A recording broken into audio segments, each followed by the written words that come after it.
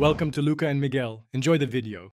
You begin by confirming prerequisites and then start the release immediately.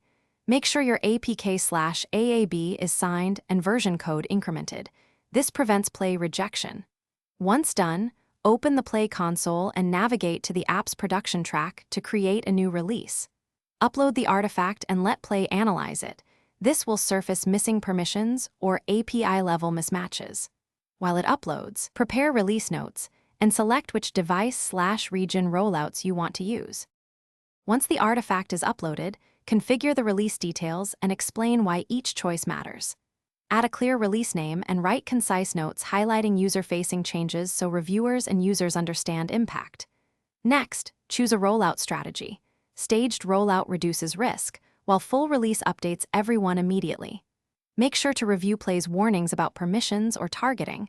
Addressing those now avoids later failures. Finally, verify device compatibility and finalize the release configuration before you finish by reviewing and performing the rollout while monitoring outcomes.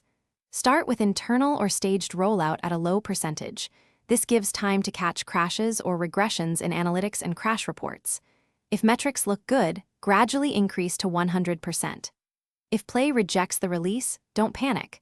Read the rejection message, fix the specific issue, increment version code, rebuild, and upload. Make sure to communicate changes in release notes so users and stakeholders know what was addressed. Thanks for watching and please subscribe. It's the best investment you'll ever make.